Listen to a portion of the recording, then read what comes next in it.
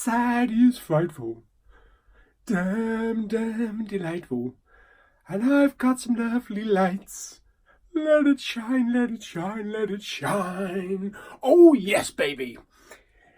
I know it's only November, what's going on? But I thought we'll spruce the place up a little bit, put some decorations up, make it feel a bit Christmassy before we do the Poundland bin.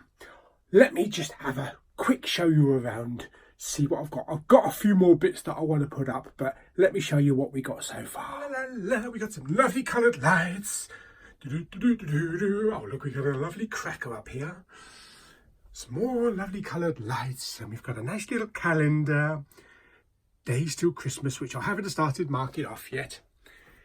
And we got little Santa and a little snowman. Oh yes, looking after another cracker there. And we've got Superman up there as well. And we've got some lovely tinsel all around. All around. And we've even got some tinsel all around the screen. Oh yes. And do you want to see the best thing? Oh yes, baby. The Christmas Poundland bin. Woohoo! Yes, so it's really getting Christmassy in here. Oh, let me just turn the light out and you can have a look. Oh, look at that. Very nice. Okie dokie. As I say, I haven't got a Christmas tree in here. I've got to get a Christmas tree in here. We have a little mini tabletop one that's about 2 feet tall with some little lights showing. So I'm on the lookout for one of those. Right, okay, so we better do this then. We better pluck down into the Poundland bin, pick one out and see what happens. We've had a good 2 weeks, what with Rio 2 and Man Down. Who thought that was going to be such a good film? Me. No, I didn't actually, but I thought it was a really good film. Right, okay, let's do it then. Let's find out what's in the Poundland bin.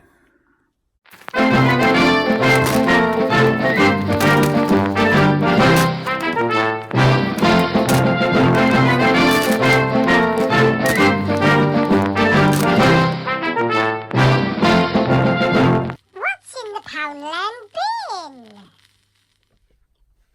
Hello, recently decorated Christmas Poundland bin.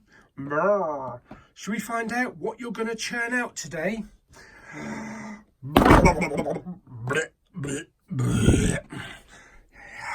Get ready. Fingers at the ready. Okie dokie. Right, let's see if we can dig one out that's got a foil wrapping on it.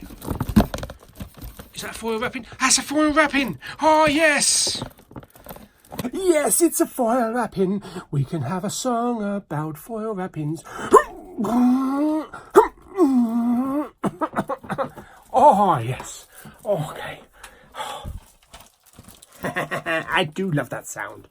Rightio. It's so exciting not knowing what I've got holding my hands. Well, I've got the tripod and the camera. No, the other hand.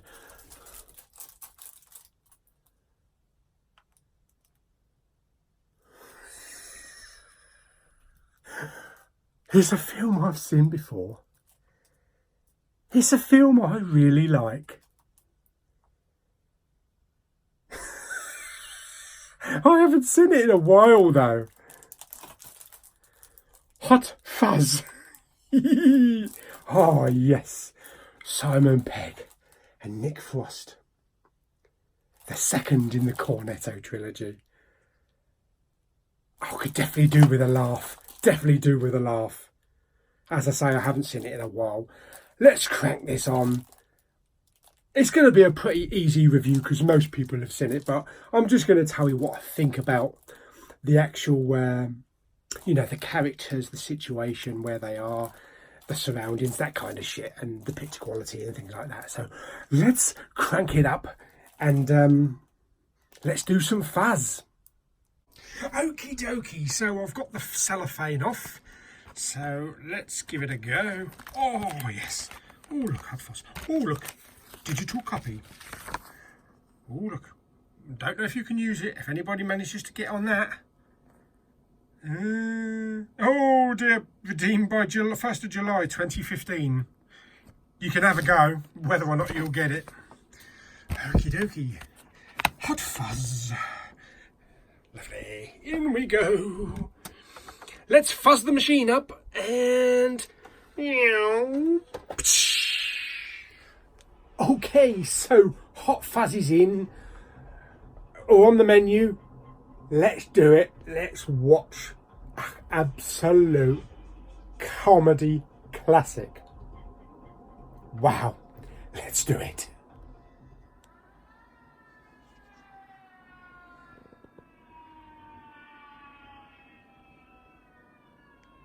Okay, so Hot Fuzz.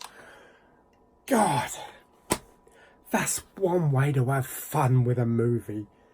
That is such a good film. The whole trilogy of this Cornetto trilogy with Shaun of the Dead and World's End is a brilliant trilogy. Who would have thought that you could make a film about a pub crawl? Yes.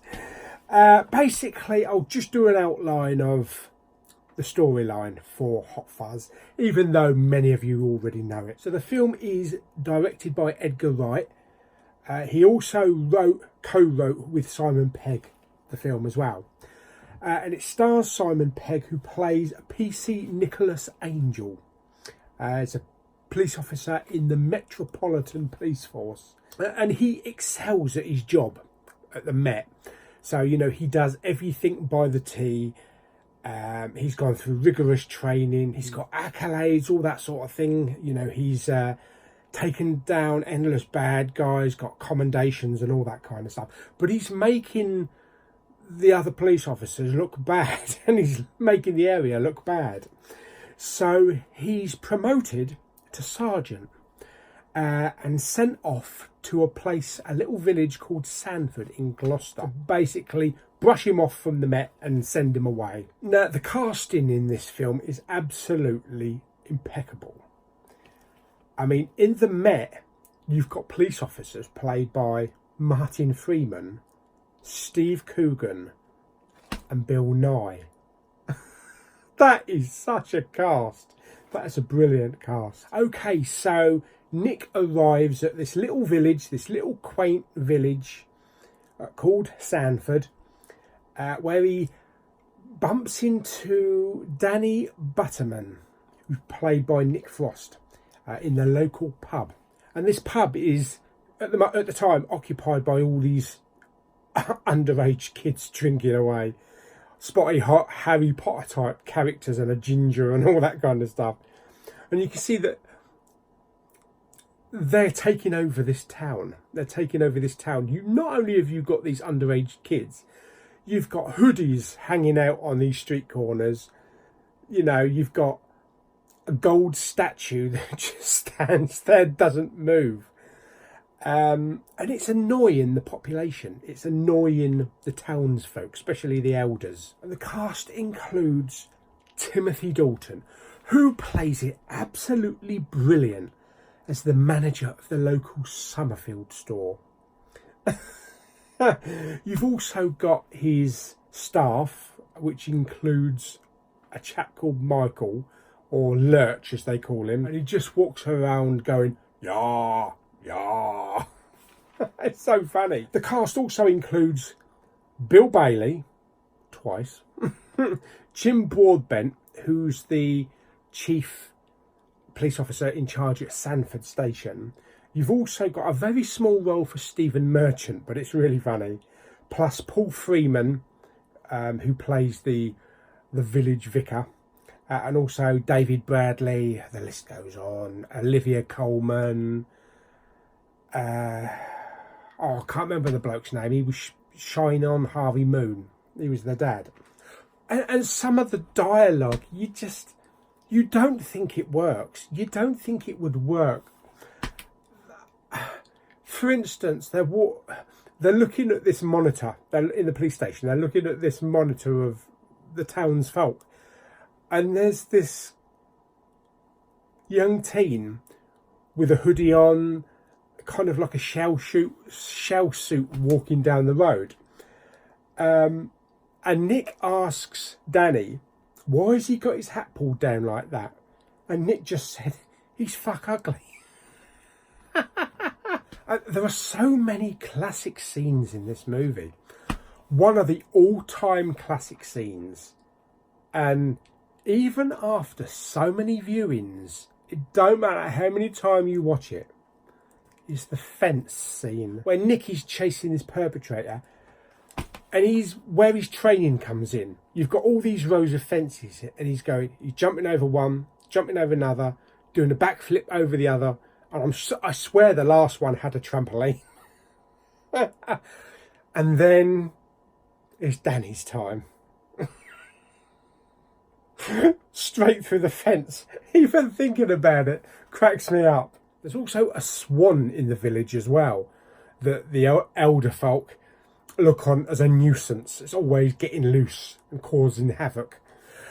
Before too long, deaths start to happen in the village though, which is linked to a proposed bypass. They're frightened that things are going to change in the town, the elders. You know, like the lady that owns the flower shop wants to sell up. They're going to, you know, put a big massive supermarket, put a bypass through it. It's going to demolish this little village. The elders don't want this. They want it to be kept pure and a quaint little village. There are many types of different deaths, where it be a car beheading, having part of a church shoved down your neck. And after all these deaths, Nick gets run out of the town, out of this village, by Jim Broadbent. You know, he tells him, go back to the Met. It's not a place for him. He shouldn't be here. So he kind of like packs up, gets in his car, driving off as if he's going back to London. He realises this village needs to be cleaned up, and he rides back into the village on horseback. Very Clint Eastwood style. And Nick discovers towards the end that all the local town's elders form part of a cult, which basically are responsible for these deaths because they don't want anything to happen to their little village. So anything that they see as a threat, they're getting away with, they're getting rid of. Which then leads to one of the best small town village shootouts ever. I kid you not. Think Heat with De Niro. Think that shootout at the end of the film in a small village. You've got all these elders packing shotguns, a little old lady with a machine gun, even the vicar has got guns. There's also a very funny car chase involving Nick, Danny and Timothy Dalton's character Simon, chasing him through the village, eventually crashing into a miniature village. And the scenes in there are so funny, especially with Timothy Dalton and Timothy Dalton being brought down. That is absolutely hilarious. So yes, absolutely hilarious. After all of these viewings, you just can't stop laughing. It's one of those films that is so right. The cast is absolutely spot on. I wouldn't want to replace any cast member in this film, even the people in the background. The action pieces, the set pieces are amazing. You know, these gun battles and flying kicks are all perfectly choreographed. Absolutely fantastic. This is one of the best British films, one of the best British comedy films, and one of the best cop buddy films as well. You know, you've got all like Lethal Weapon and 48 Hours and all that kind of stuff, and this is one of the best buddy cop films. So yes, absolutely highly recommend Hot Fuzz. Just as good, Shaun of the Dead and World's End. I think I need to have another watch of World's End soon. Okay, so The film was 2 hours long, just under 2 hours. DTS HD Master Audio 5.1, upscale to DTS Neuro. Sound was bloody good. The whole soundstage was fantastic. So much bass in this film as well for the gunshots, and the way that it's edited, really, the real fast-paced editing. You know, it's not a quiet editing. It's just really loud clicks and bangs, and you're on the next scene. So yes, a good use of the soundstage with the surrounds as well for the guns.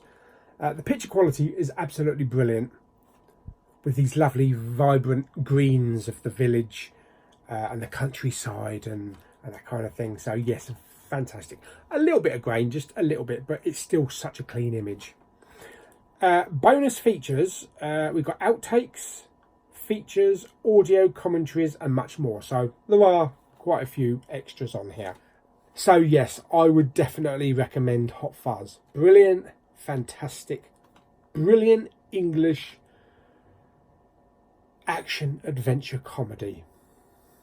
You can't get any better than that. Okay, so what are we going to do with it? It seems a bit stupid to ask, what am I going to do with it? Am I going to put it in the rejection bin? Or am I going to put it on the shelf? Is it even worth me getting up to go over to the shelf? Of course it's going on the shelf. It's a classic. It's a bloody classic. It's not going anywhere other than on that shelf. So yes, brilliant. I hope you enjoyed my little review. So far as ratings, I'm probably going to give it, well, I rate my movies on a 10. Oh, excuse me. Oh, dear me. So I rate my movies on a 10. I'm going to give it 9. I will give it a 9 out of 10. Yes.